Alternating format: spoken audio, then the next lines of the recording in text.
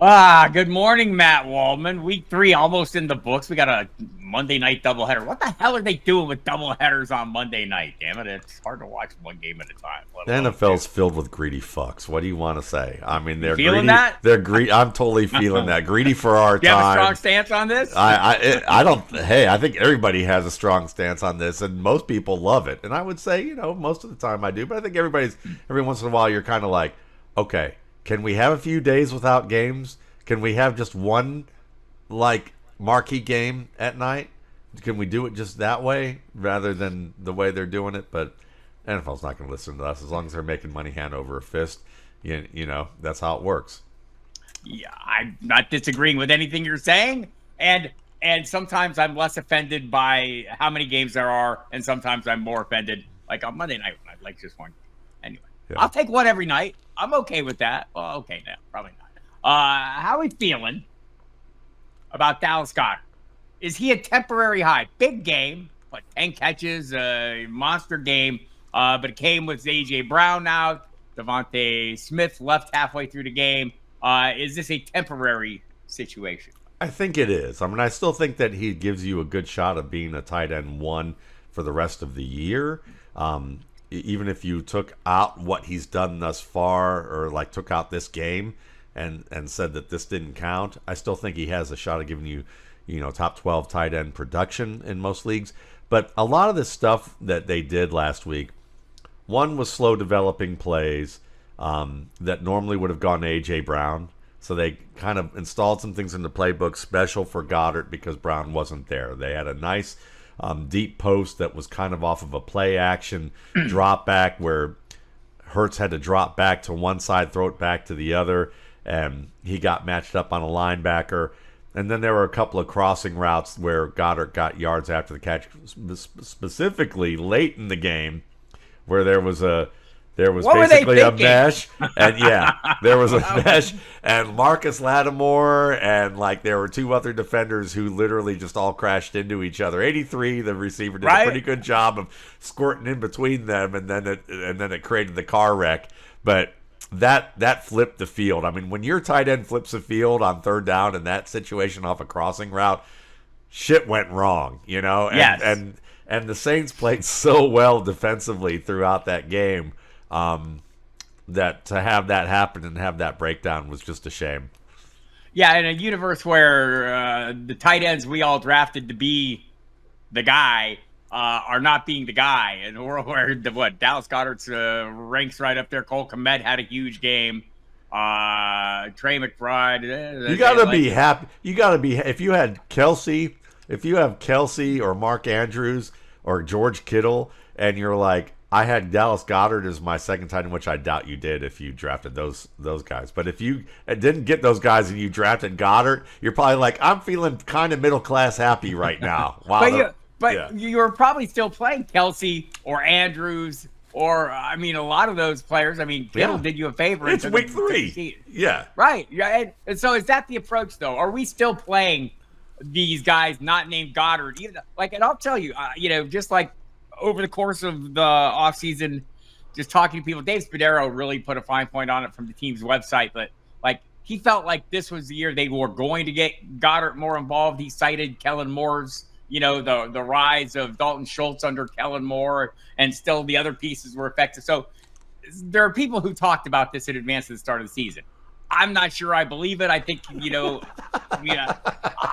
I think those top two wideouts are going to it's going to be a funnel with Barkley and those top two wideouts when they're there. But when they're not, might be an opportunity to rest some of your underperforming superstars if you have Dallas Goedert. But in in general, Goddard's good. It's just he's Right. not in the pecking order usually. in general, what is the approach though? I mean, are you still just is Travis Kelce a roster lock for you? Mark Andrews or a roster lock for you in leagues where you drafted them? Yeah, for the most part. For the first 3 weeks, I tend to do that. Now, if you have to make mass changes, and most of you do not, most of you think you do, but most of you do not. If you find that you've had multiple guys get hurt who are marquee players, say you lost Cooper Kupp, you lost Puka Nakua, and And then on top of it, you also had like an AJ Brown or a Devonta Smith in that mix, and now you're scrapping for wide receiver talent. I still think you're going to be able to find guys later, and first come first serve, that you don't have to get rid of like the Mark Andrews or Travis Kelce as well to get another player. I think that this is the first 5 to 6 weeks you should stay the course, even if you go 0-4 or 0-5. Okay, I don't really worry about that 0 number that a lot of other people do, because if you continue to try and accumulate quality players, and there's some guys you decide that you're going to keep, and I think that there's no sign of Andrews or Kelce slowing down necessarily. It's just that they're not getting a lot of the looks either because of the way that the offenses are flowing. I'll buy into that, and I tend to take a little more, I don't know, I want to say patient approach with these things, and sometimes you end up with a slower start. I haven't had the slow starts this year, but some of the big time players have let me down, but some of the other players have come up. That makes it a little easier to make decisions to stick with the star players. So who are you more likely to come off of on your roster if you start to need to acquire players who can deliver starter value? Or there's the rule of you're going to find the more valuable free agents early, so you kind of need to know when to come off certain players. Our friend Mike Dempsey has something he does, the ceremonial benching. Take the hit when somebody's going to break out, so you punish yourself essentially and convince yourself not to take it out, because someone's going to eventually come on. But he is a big believer in the ceremonial benching. I am not, but I think there comes a point where you're out there and you're just frustrated that a superstar player and you want to try something else. I think there comes a point where that's perfectly fine. But look at the bigger picture, the number of snaps players are on the field, the number of routes they're running. Like in Andrews' case, there's some concerning things, especially this week. The snap share was down to 30%. He wasn't out there in every formation. Yeah. He wasn't getting targets. But it was a run-heavy thing. So, you're up 21-6 at halftime. Right. Yeah. These are always nuanced situations. But when you're sitting there trying to tell your lizard brain that after you just got your ass kicked in another fantasy game and you're 0-3 and Mark Andrews has done nothing for you, you're looking for some answers. And not necessarily the answer, just keep putting them in there, coach. Yeah. Right? No, yeah. Then I'll say this. If there is a position that I would come off of early, it would be tight end. Because I think so. You can find replacement production reasonably well. For sure. If that's the one that you're going to do, and you're going to fuck up by getting rid of Andrews too soon, that would probably be the one that I would do, though. I would try to look at my running backs and receivers who a lot of you guys have crushes on guys that aren't going to play. Chris Brooks, get 3 carries. If you have Chris Brooks on your roster and you're talking about should I get rid of Mark Andrews? Are you talking to yourself? Yeah, probably. But I got a lot of people who email me about that shit. So I'm like, no, you can get rid of Chris Brooks. It's okay. He probably will be back. There'll be guys. If the guy hasn't done anything yet and has no history of doing anything yet, you can probably drop him and get him back later. All right. Let's move on to another player that you and I have spoken about semi-regularly, and to the lady who approached me at the Expo a couple of years ago, feeling it. Calvin Austin is a temporary high. No, fuck it. I think he's going to be a permanent high. And maybe I'm high just for thinking that. But the thing is that you watch the routes that they featured him on last week or this weekend, and there's a lot of work over the middle. He had a really nice catch on the boundary, and I think that if Justin Fields gets replaced by Russell Wilson at some point during the season, and I still think there's a possibility that happens, because while Fields has had some good moments, he's also had Justin Fields moments at times as well. So they're getting fewer and far between, but if Fields gets hurt, whatever, I still think Calvin Austin is a good match for what Russell Wilson does well. Both these quarterbacks have pretty good overlap, so I think Austin has a shot to be like a wide receiver 4 in fantasy this year, which has value. Right. We'll see what happens. Van Jefferson missed a lot of that game. And I think it benefited Scotty Miller more than it did, Yep. had any impact on Calvin Austin. And Scotty we'll Miller see. outplayed Van Jefferson anyway. He did, but yeah, Van Jefferson's played like the bulk of the first few games and has very little to show for it, and then sits out this game. I wonder if at some point, though, we don't see Roman Wilson in there. The rookie was a healthy scratch for this game. So we'll see. We'll see how that plays out. Maybe they wouldn't have been a healthy scratch had they known Van Jefferson was going to get a poke in the eye there. Drake London and Kyle Pitts are in for long seasons. Feel it or fuck it. Let me start here by saying I feel it. 18 weeks is a long fucking time. Is that the biggest bullshit answer I've ever heard you give about anything? That's great. Yeah, I definitely think it's. Yeah, you're welcome. I think they're in for a long season, mainly because when you look at this offense right now, everything's in the middle of the field, and where it's not in the middle of the field, it's kind of just Cousins isn't throwing those back shoulders to these guys. I mean, it just confounds me that you have two of the better back shoulder boundary players coming out of college football in each of the years that they came out, and not once has Atlanta really liked to feature them in that regard, and they haven't really had a quarterback to feature them in that regard, and Cousins isn't that guy. Everything's short and over the middle right now. If it's longer developing, Cousins has no problem with going with McLeod and Mooney, who he seems to have better rapport with right now. A lot better. So, I mean, you've seen London and Pitts featured on some plays over the middle and some things that worked out. But defenses are taking those guys away right now and making Cousins go to the other guys, and Cousins is more than happy to do that.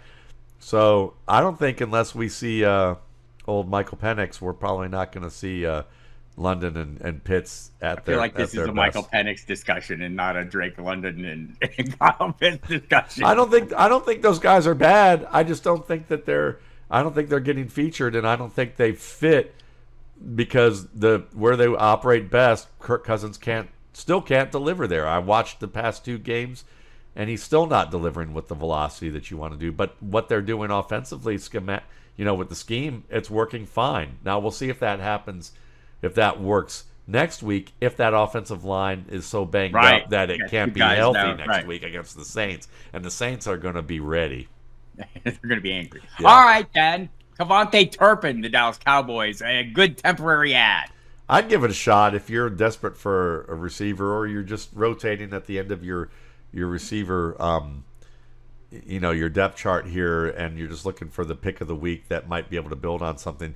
Turpin showed some nice routes on the inside in terms of zone routes, his ability to beat him, got some guys man-to-man, and he was reliable as a pass catcher, and you know what he can do after the catch, and they need a little bit of a spark on that Cowboys offense, and it looked like that, our man Dak Prescott trusted him enough, 2 touchdowns, I believe, on the day, or at least 2 really nice big plays that I remember for sure. So I think Turpin can be, if you have a 15-man roster, probably not. If you have a 20, 25-man roster, yes, I think you can probably rotate him on with somebody else. Yeah, well, 18 snaps compared to 71 for Lamb, 64 for Cooks, 60 for Jalen Tolbert. So he is playing a role. And I don't disagree with you with deep rosters, because guess what? The Cowboys not going to be a run-heavy team. I'm just going to go ahead and throw that out there. They're going to be throwing the ball a hell of a lot this year. Yeah. If that's the case, Jake Ferguson is going to be a factor. Is he back? Yeah, he's back. I mean, after watching him back shoulder play after back shoulder play, they matched him up against Roquan Smith, and Roquan Smith looked lost. Maybe not lost, but he just looked overmatched. And Ferguson looked good. So I think he's ready to roll. And, it's a shame about the Cowboys rushing offense, because I watch Rico Dowdle enough, and still looks pretty good to me. But that offensive line doesn't look all that strong. And, that defense, there's some questions there. Yeah, the Dowdle, what is the running back here? What's he got here? They're using him a little bit more. It looks like looking at J.J. Zacharyason's numbers here from his data dump. The rush share jumped from 42% in week 1 to 62% in week 2 and in week 3. Played 22 more snaps than Ezekiel Elliott. So maybe it was game script related, but also he seems like he's the the better play. Just in general, right? But he's a better play of bad plays. That's the Better problem. play of bad plays, correct. Yeah. And still seems more likely Zeke will get the goal line work either way. The Eagles and Cowboys defenses are good rushing matchups. Absolutely, because they're even playing. Their base set is a nickel look. They're like a lot of the teams right now, and now they're trying to play 5 men on the front, and they still can't stop people. So unless the rushing offense that they're facing is awful, I would say that the Eagles and Cowboys are defenses you want to match up with weekly if you have a strong ground attack. Fair enough. They're both like the Eagles did way better at it yesterday than I hoped, according to some of my DFS lineups and Alvin Kamara. But I think in general that is correct. Yeah. Something is wrong with Patrick Mahomes' game. Feel it or fuck it. Nah, fuck it. I don't think there's anything wrong with his game. I think there's something. You go ahead. What do you got? Patrick Mahomes is still a great NFL quarterback. That's not going to change.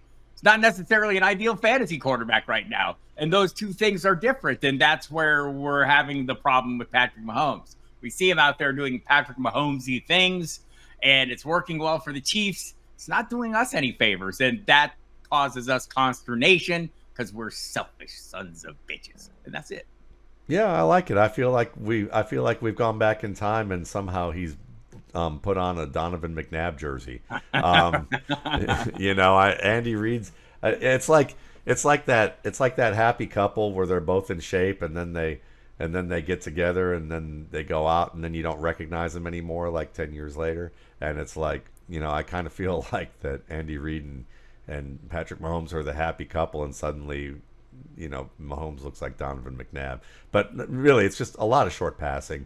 I mean, Rachaad Rice's fantasy guys are happy. I mean, that guy he runs 5-yard routes and gets the ball and takes them for and everyone got yards him at a after the discount. catch.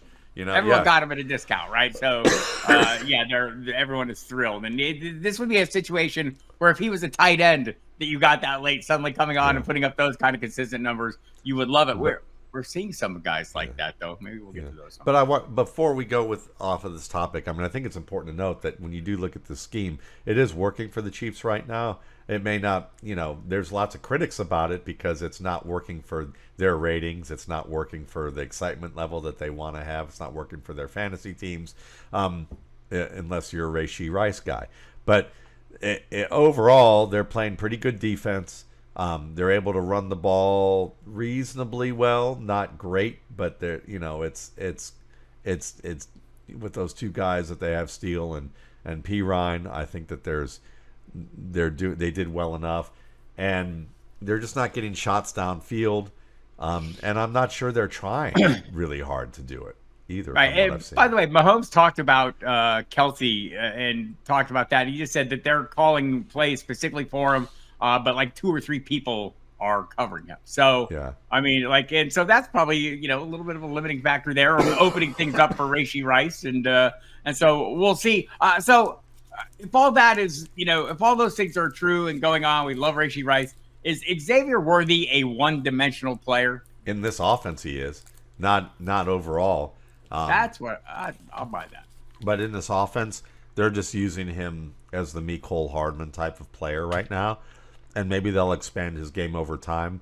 But you could even see in the game he made a mistake with a route where Mahomes threw the ball in the fourth quarter on a crosser where Xavier Worthy stopped on the route because he was thinking zone and settling as opposed to continuing to run because it was a man-to-man route. And that would have made a difference. At least it would have made a difference on that drive. And I think that those are the types of things that there's probably a lot of little details that where maybe a guy like Worthy handled it okay at Texas, some of those details, but now when you combine all these details together and some new information, all these receivers tend to break down. All I know is that this is just common sense to me, and you can tell me if it's common sense to you, Bob. If you look at the history of the Chiefs' young wide receivers in this offense and how many of them they've drafted or picked who were highly touted on some level, either by draft capital or by scouting reports, and how few of them have actually worked out, in the same way that how few of them have actually worked out that way when they were in Philadelphia under Andy Reid. Something tells me that this offense demands way too much from its wide receivers, and they don't understand that. And so you've got to be patient with these guys and give them a little bit of time, or they just need to just get free agents, veteran free agents, and let them roll, because you need to give them a little bit of time before they fail. It seems like Brett Veach is way better at running back than he is a wide receiver.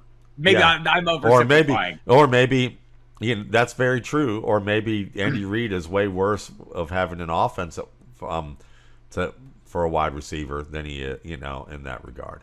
All right. Well, while we're on the Chiefs, let's plumb the full depths. What are you what is the issue? I mentioned Mahomes saying that he's drawing heavy coverage.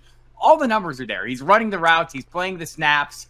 He's, like I would say in week 2, he was a step away from a touchdown. He had a 40-yard play called back. I mean, how far away are we from having a totally different conversation about Travis Kelce? I think pretty much what you stated. We're steps away. We're one play away. 2 or 3 moments away. So I think he's the guy that you stay patient with, and you just understand that they are working other components into the offense, and it seems to be working out. And eventually, teams are going to have to come off him a little bit.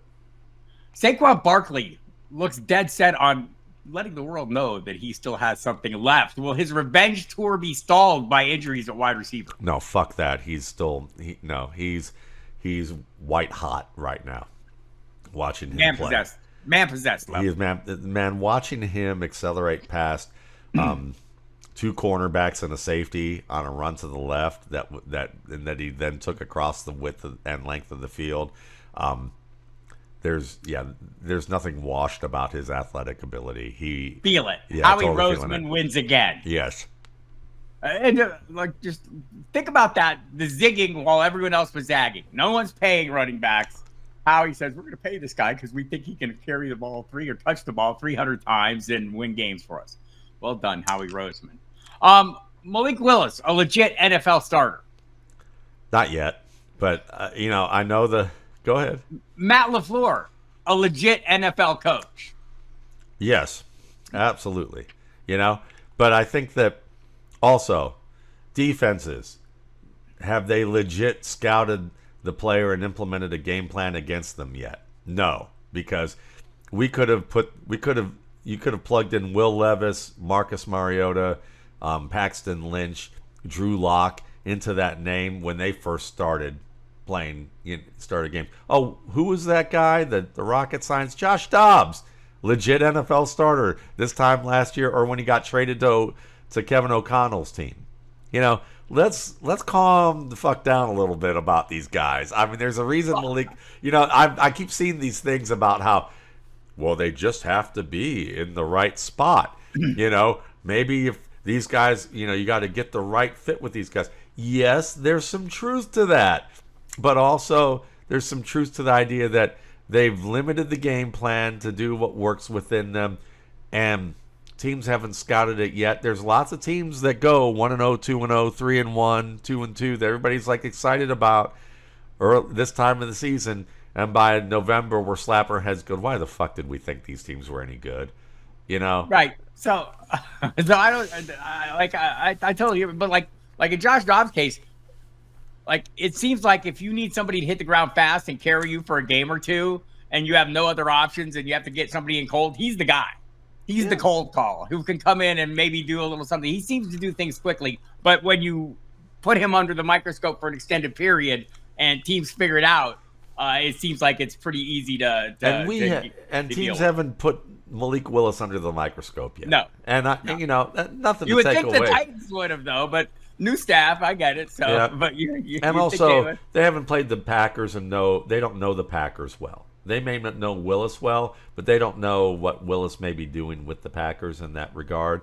And so they also you start accounting for all the different minutiae, maybe lose the track of the forest through the trees. So that's probably what happened there with Willis. But I mean, give Malik Willis credit. He's playing low mistake football. He's runs the ball very well. He's got a cannon for an arm. And if you set him up in ways where he can make quick, accurate decisions, your money. And that's what they've been doing with him thus far. When teams can figure out a way to put a little bit of a stop to that and make him overthink some things, that's when you may have some problems. And there is a chance that he could develop into a legit NFL starter. It's just that it wasn't going to happen right away, and it wasn't going to be with a team that says, here, our offensive line sucks. Jump on in here and be our savior. He was not going to be that guy. None of those guys in that draft were going to be that guy. All right. So Kevin O'Connell and Dave Canales, are they responsible for Sam Darnold and Baker Mayfield turnarounds, or should somewhere Kyle Shanahan and Liam Cohen and Sean McVay be shaking their fist at you for even thinking so? Look, I think that can they call plays that are friendly to what the quarterback does well and be responsible for not putting them in absolute shit show situations that they're not good at doing? Yes. So they're partially responsible for that. But I would say it's more like 25 to 30% of the responsibility. The other responsibility is that Sam Darnold didn't climb into like a cardboard box and just like hide from the world after the poundings that he took as a Jet and just kind of the ghosts that he saw. He's not a traumatized quarterback anymore. And also he's continued to work at his craft. And then but still, I think he's a slightly more mature version of Will Levis right now. I'm watching that Texans game before, in between this show, and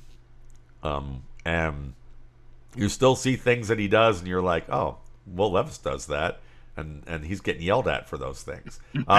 So Darnold is a little more elevated version, and Mayfield. I mean, Mayfield's gotten better in the pocket. He's gotten better at being able to manage certain aspects of the game. And, there is a difference there with his game as well. And he has owned up to his part of his immaturity as a quarterback and as a person. And so I think that those guys are more responsible because, again, it just falls into that same rubric that we know is false, which is that coaches in the NFL do not develop players, especially at quarterback. So go ahead, NFL owners, go ahead and find who your next superstar fraud of an offensive coordinator coach is going to be that you're going to be hiring this year and passing over people who might actually be better managers of what you're looking for. But, ESPN will make sure and let you know, or Fox or what other big network will make sure and let you know who the hot name is because of the guy who performed well because his offensive line is better now or because he's had some time to actually work on it on his own. And Bob is no way responsible for any of the things that I just said. So I wanted to share with you what Kyle Brandt told me today on Good Morning Football. Rachaad White's end as a starter is near. I will preface this by noting Bucky Irving's percentage of running back rushes by week: 37.5, 41.2, 56.3. It's looking like it might happen. It is definitely looking like you have to give that some credence. I'll definitely put it that way. Now, White also has been banged up. So we need to understand that that's part of the reason too. So I like what Irving has done. They're probably going to still need to give a compliment to him who can do it. So maybe White doesn't get his bell cow status back if he ever really had it, but I don't think he loses the job completely at this stage. Right. He's still the receiving asset, and they're still gonna. If you invested in him, don't abandon ship, people. It's not gonna be that bad. If you invested in Jauan Jennings as a little fill-in for a week, you probably came out ahead. Career highs across the board: 3 touchdowns, 175 yards, 11 catches. We should have seen this coming against a Rams defense that can stop nothing. Is he for real? Yeah, and I owe an apology to a guy on Twitter who I'd steered him in the opposite direction of Jennings, because I should have thought about that a little bit more, especially with the Rams, because the Rams defense, their coverage is so soft. It's so mistake ridden. I mean, I just thought they'd shore that up a little bit more, but they haven't. They look awful. Now Jennings, on the other hand, didn't. It wasn't just. I mean, he benefited from some of those like broken plays and bad moments, but he also later in the game had, I think, 3 or 4 catches that were spectacular. I mean, either spectacular because of the toughness or spectacular for going over the back of a defender and winning the ball. He looked like Brandon Marshall's little brother, which is what he looked like at Tennessee, if you ask me. Like, I remember watching him and going, this guy's easily a 225-pound receiver. And then when they weighed him into the Senior Bowl, everybody in the media was like, what the fuck? We thought and I'm glad I wasn't alone, because like when they weighed in, I think he weighed like 206 or 208 and at most, and everybody was like, are you kidding me? Like, this guy plays like he's 225, 230. And he played like that on Sunday. But again, when Ayuk is fully back, because he doesn't seem to be fully there when he's on the field right now, he's making some lapses and mistakes. There's a guy who should have taken advantage of the lack of deep pass coverage. I mean, he does a great job on the deep passes and came up horribly short. And yes, I might have a personal stake in all that. So, but with Debo and Kittle gone too in this game, right? I mean, Jennings is for real as long as those guys are both out. Correct. And when one of those guys are out, he still gives you a puncher's chance as a flex 100% player. correct. Jordan Mason, a starter for 60% of the rest of the league. Fuck yes. This guy is good. He is a good NFL running back. Runs hard, breaks tackles, excellent at making people miss. I was so impressed. You know, I remember watching him at Georgia Tech, and there was a time during his tenure with Jahmyr Gibbs where one of those stat services basically was able to grade the running backs and said that Jordan Mason was the most elusive back in college football for one of those years, while Jahmyr Gibbs was his teammate. That tells you something right there. And watching him in situations last night, he was so good at just basically making one step, like giving the leg and taking it away or dipping the shoulder and avoiding absolute disaster and being able to turn it into a positive player, and more importantly, just mitigating the loss. The best running backs in football mitigate losses. It's not so much about having huge gains, but mitigating losses. And Jordan Mason can give you good gains, and he can mitigate losses. I think that he could start for 60% of the league. That said, how excited should I be for my handful of Isaac Guerrero shares? You should be keeping an eye on him, because you could see, you saw the speed. He did what he was supposed to do in those offenses. You can see the size and speed with his game. I just don't think that he's fully well-rounded in the passing game yet, in the way that Mason can be as a blocker and probably as assignment sound. But that's if you have dynasty shares of him, you should be at least moderately excited. I'll put it that way. You're not JJ Zacharian with his pants off, in full pants off mode yet, but but you can start untying the shoelaces a little bit to kick them off so that you can make that move later. Kyren Williams had a big game. Some of this might have had to do to a slight shift in personnel for this one. Just a little slight shift. We saw a lot of 2 tight end sets. Seems like Sean McVay had a good idea there. Feeling that? I love what Sean McVay did. I also feel like that's a guy that's on my dartboard often.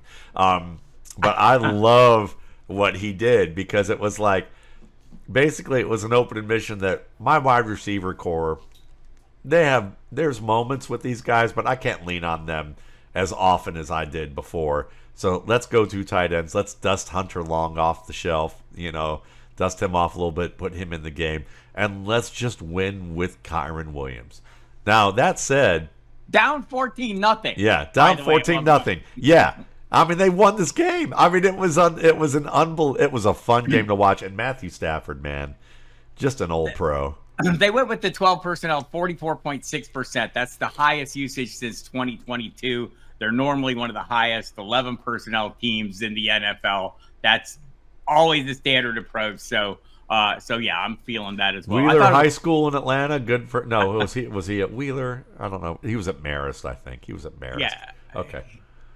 I like the adjustment and thought it was great, but I think you still have a beef. Still have a beef with Sean McVay. A running back drafted in Los Angeles means nothing with McVay as a coach. You know what? I'm starting to think maybe I shouldn't have my beef shouldn't be with McVay, but with the fucking GMs and scouts who don't understand that it doesn't matter who they draft because McVay's going to roll with his starter. Right. I think this is totally. It means everything. McVay means everything. We can go back over the course of time. Once he finds a guy like Todd Gurley, didn't see a lot of people cutting in his workload. Yeah. Right. He sticks with his guy until he can't. I owe him an apology. Couldn't make him. I like loyalty. I owe an apology. Yeah. All right. Okay. All right. Well, and I think we both feel that. One last one here. I thought it was interesting to hear Antonio Pierce say after the Raiders game, they were hammered by the previously hapless Carolina Panthers and by the dominant force that is the Red Rocket, the Red Rifle, Andy Dalton, who had like the best game for a Panthers quarterback since 2015. Antonio Pierce said he saw his players making business decisions. Do you think we'll see Antonio Pierce make some business decisions on some of those players this week? If he truly saw them, then absolutely he will. I'm looking forward to watching this game just to see if I spot some of those business decisions. They were probably up along the line or in the secondary. I think he's got to beef with his offensive line for sure. But beyond that, maybe some of his defenders, because there was not a lot of defending going on. Deontay Johnson was almost unstoppable, right? I mean, just like a career game. I did recommend to him somebody on X, so you're welcome there. At least I was 1 for 2 on that one. Jesus, I apologize for Jauan. Adam Thielen had a good game. He left early, but he targeted Johnson 14 times. It was just a great game. I just want to look up the number here. First 3 touchdown passes in the first half. That's the most for a Carolina quarterback since Cam Newton in 2015. So what does that tell us about Bryce Young? I don't know. So before we get out of here, I want to just throw up something I saw and get your thoughts on it, because I did think it was interesting. You see these comparisons on occasion. I saw this comparison. The comparison was Bryce Young's first 18 starts, 2-16, 11 touchdowns, 13 interceptions, 59.3% completion percentage. Trevor Lawrence's first 18 starts, 3-15 record, 13 touchdowns, 18 interceptions, 59.5% completion percentage. And what do they have in common? New schemes 2 years in a row. So, yeah. And I wonder what Sam Darnold's record looked like, you know? These comparisons are always interesting. Maybe we'll talk about it next week. One with Anthony Richardson's first games versus Andrew Luck's same window versus Peyton Manning's same window. The numbers are remarkably similar, right? So I just think this is in general. This is further evidence that David Tepper. Yeah, and be patient. And we need to be patient with these quarterbacks. Right. The fact that this owner media fan driven idea that because they saw that the C.J. Stroud model or the Ben Roethlisberger model or whoever it was that had the one guy who had instant success, that everyone else needs to have instant success too, is just faulty. The amount of money you're paying them is actually less than what you were paying before. So, yeah, you need to get them on the field so that they can be more meaningful. Well, not if you're going to fuck them up worse by putting them on the field early. Intermittent starting. Let them play, learn, study in the background.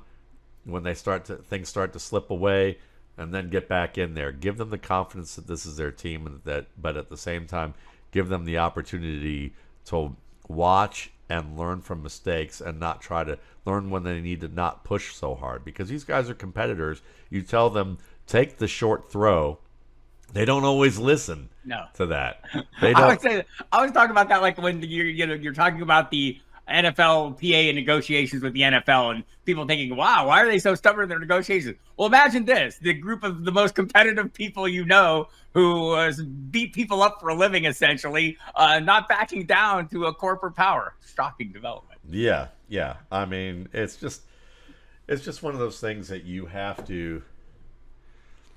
Teams should look at the success rates, and I think that they would find that if they really looked at that, and they stopped making excuses about the money because they're full of shit, and just really worked at, and also address the fact that they really don't know what they're doing all the time. Like you and me. Yeah, exactly. We're no different than them. We're trying every no day. Different than us. Yeah, exactly. Keep working to get better. Yeah.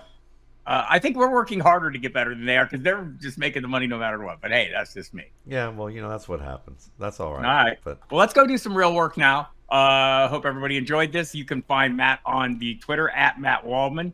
As always, you can find his work at mattwaldman.com.